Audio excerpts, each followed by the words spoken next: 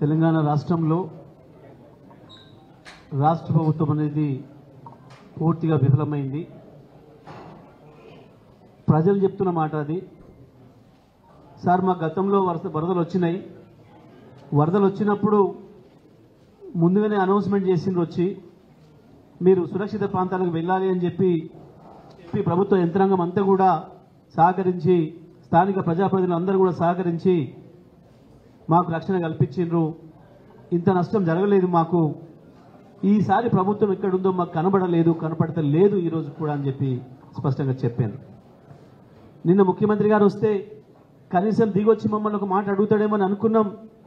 కానీ మేము మొత్తుకుంటున్నా, అరిసి మా గోడు వెళ్ళబోసుకుంటున్నా వినకుండానే వెళ్ళిపోయినరు. పోలీసుల్ని మమ్మల్ని అడ్డగించిండ్రు అని చెప్పి మాట చెప్పినారు.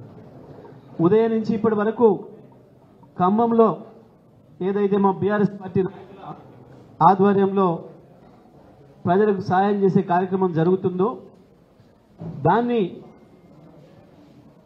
చూడడానికి, దాన్ని మా నాయకులను ఎంకరేజ్ చేయడానికి కేసీఆర్ గారి ఆదేశాల మేరకు ఇవాళ హరీష్ రావు గారు, సబితా ఇంద్రారెడ్డి గారు, మిగతా శాసనసభ్యులతో కలిసి మేము ఖమ్మం వచ్చినాం.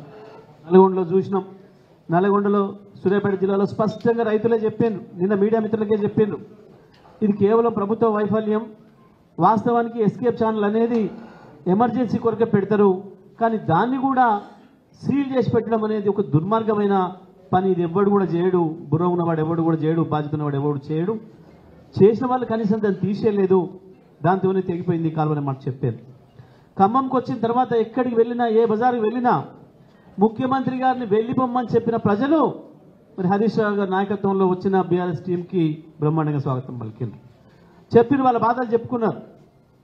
సార్ చెప్పండి, కొట్లాడండి, ప్రభుత్వం తరఫున మేము మొన్న పొరపాటు చేసుకున్నాం.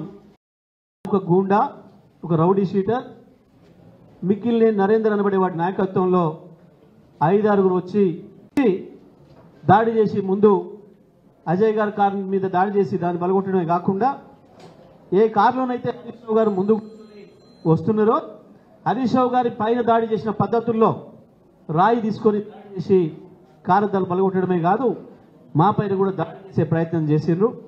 మేము ఈ దాడిని తీవ్రంగా ఖండిస్తూ ఉన్నా. ఎట్టి పరిస్థితుల్లో కూడా ఆ గుండాలపైన సరైన చర్యలు తీసుకోకపోతే వదిలిపెట్టే ప్రశ్న లేదు. ఈ గుండా దాడులు దీంతో భయపెట్టిస్తా అని చెప్పి రేవంత్ రెడ్డి ఉప ముఖ్యమంత్రి మంత్రులు అనుకుంటే మీ తెలివి తక్కువతనం అవుతుంది. ఈ రౌడీయిజం, ఈ గుండాయిజంతో ప్రజల్ని అణిచిపెట్టి పరిపాలించిన వాడు ఎవ్వడు కూడా కొత్త. మీరు చాలా చిన్న ఆకు రౌడీలు. మీరు గతంలో పోయిన నియంత్రణ ముందట చాలా చిన్న వాళ్ళు మీరు. కానీ ఒక్కసారి ప్రజాబలం చూపించడం మొదలైతే తెలంగాణ మీరు అడ్రస్ కూడా ఉండరు. చిల్లర వేషాలు మానుకో రేవంత్. ఇప్పటికైనా ప్రతి సందర్భంలో ప్రజలందరూ కూడా విజ్ఞప్తి చేస్తా, మీడియా మిత్రులు కూడా విజ్ఞప్తి చేస్తున్నా, ఏదైనా ఒక సమస్య రాగానే దాన్ని పక్కదారి పట్టించడం కొరకు హింస వైపు తీసుకుపోయే ప్రయత్నం చేస్తున్నాడు. మొన్న మొదటి రోజు సిద్దిపేటలో ఒక పథకం ప్రకారం పోలీసులు వెంట ఉండిపోయి 2-3 కాంగ్రెస్ రౌడీలను తీసుకుపోయి హరీష్ రావు గారికి అవకాశం మీద దాడి. తెల్లవారి మళ్ళీ విషయంలో ఫెయిల్ అవుతున్న విషయం బయటకు వస్తుందని చెప్పి కొండారెడ్డిపల్లికి వెళ్ళిన విలేకరుల పైన దాడి చేయించింది. ఇవాళ స్వయంగా ఖమ్మం వస్తే ప్రజల్ని కలిసి వాళ్ళ బాధలు విని వాళ్ళకు ధైర్యం చెప్తుంటే స్వయంగా హరీష్ రావు గారు మేము 4 మాజీ మంత్రులం, శాసనసభ్యులం, ఎంపీలం, ఎమ్మెల్యేలం ఉన్న బృందం పైనే దాడి చేసే స్థితికి, హీనమైన స్థితికి దిగజారినమంటే అది నీ పిరికితనాన్ని తెలియజేస్తుంది తప్ప నువ్వేదో గొప్పోడి మొనగాడు అనుకోకు. తుమ్మల నాగేశ్వరరావు గారు చాలా నీతులు చెప్తావు, స్పందించు. ఇవాళ జరిగిన రౌడీజం మీద నీ శిష్యుడేవాడు, రౌడీజం చేసినవాడు. ఈ రౌడీజంతో భయపెట్టిస్తావా ఖమ్మం ప్రజల్ని? దేనికి వచ్చింది మీకు ఏడుపు? మొన్న రాత్రి నుంచి ప్రజలు ఇక్కడున్న స్థానిక శాసనసభ్యుడిని అజయ్ కుమార్ని గుర్తు చేసుకుంటున్నారు, మాజీ శాసనసభ్యుడు, మాజీ మంత్రిని కేసీఆర్ని గుర్తు చేసుకుంటున్నారు. ఇట్లాంటి వరదలు వచ్చిన సందర్భంలో గతంలో మాకు అన్ని విధాలు ఆదుకున్నారు, మా వెంట నిలబడరు అని చెప్పి ప్రజలు స్వయంగా చెప్పారు. మీ ప్రభుత్వం మొద్దు నిద్రలో ఉండగానే ఆ ప్రజలు చెప్పారు కాబట్టి, ఆ ప్రజల ఆక్రందనలు విన్నారు కాబట్టి మీ పిఏలో మీ ఇంకో ఎవరో లేపితే లేచి వచ్చారు. అప్పటిదాకా ఈ రాష్ట్ర ప్రభుత్వం మొద్దు నిద్రలో ఉంది.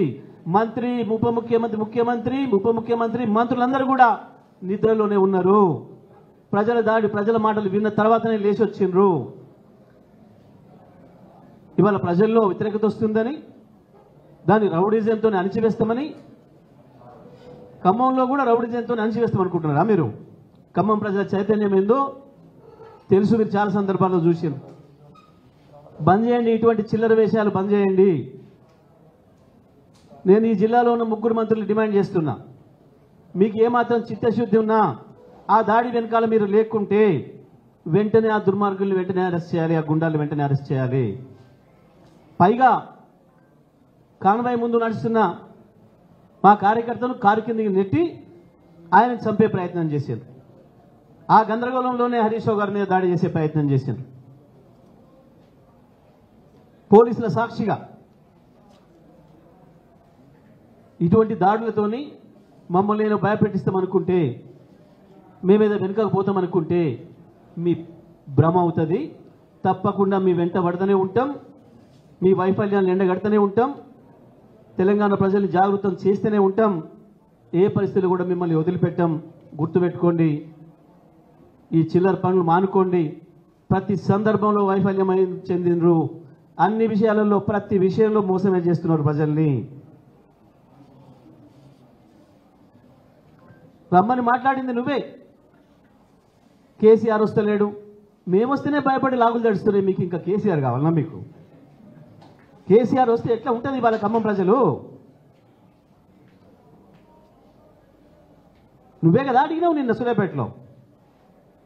నువ్వేదో ముఖ్యమంత్రి అనుకొని ప్రజలు సాయం చేస్తామని ఎదురు చూసిండ్రు.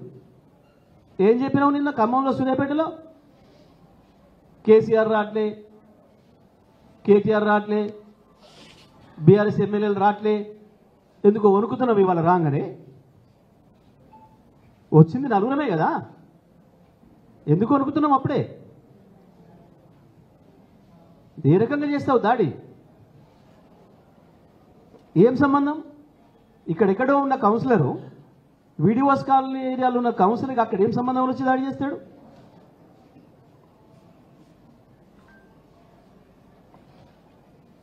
ముందు ప్రజల మీద దాడి చేసిరు, ఒకరి తలబొలు కొట్టినరు.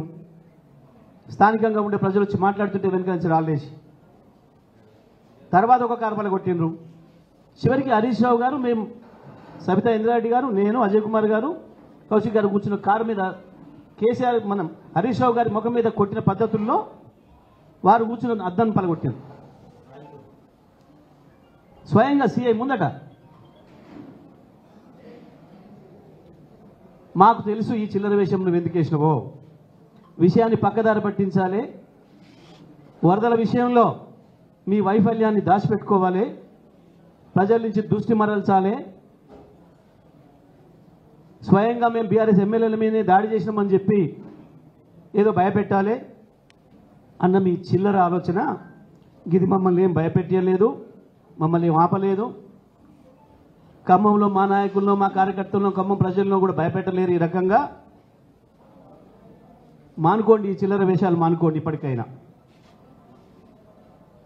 దాడులను మేము ఏమైనా ప్రోత్సహించలే, కేసీఆర్ గారు ఎన్నటువంటి రానియలే. ఇప్పటి కూడా మేమేం రానియం, మళ్ళీ మేమే ప్రతిదాడులు చెయ్యం. ఏ పద్ధతులు చెప్పాలనో బుద్ధి ఆద పద్ధతుల్లో చెప్తాం, ప్రజలు చెప్పిస్తాం మీకు బుద్ధి ప్రజల చేత.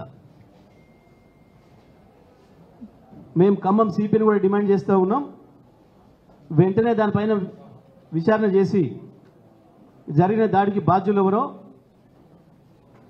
వాళ్ళపైన చర్యలు తీసుకోవాలి. దాంట్లో పోలీసుల పాత్ర కూడా ఎంత మేరకు ఉందో చూడాలి, విచారణ చేయాలి. మీరు కలిసే వచ్చిండ్రు, ఉదయం నుంచి తిరుగుతున్న మా వెంట ఒక్క పోలీసు వాళ్ళు లేరు.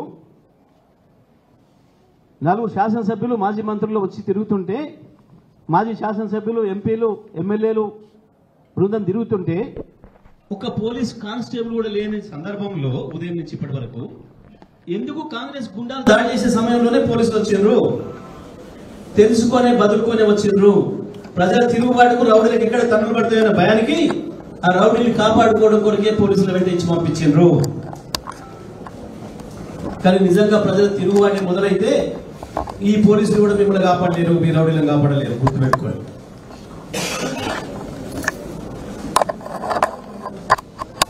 బీఆర్ఎస్ పార్టీ కార్యకర్తలకు అందరూ కూడా విజ్ఞప్తి చేస్తున్నాం, ఈ చిల్లర దాడులు పట్టించుకోవాల్సిన అవసరం లేదు. తప్పకుండా మనం అందరం కూడా ప్రజలకు అందుబాటులో ఉందాం. వరద బాధితులు ఎవరైతే ఉన్నారో వాళ్ళ సహాయ కార్యక్రమంలోనే ఉందాం. అందరం ఇదే బాధ్యతలో ఉందాం తప్ప ఈ చిల్లర విషయాల జోలికి మనం పోయే పని లేదు, వాటి గురించి పట్టించుకోవాల్సిన అవసరం లేదనే విషయాన్ని కూడా ఈ సందర్భంగా నేను తెలియజేస్తా ఉన్నాను.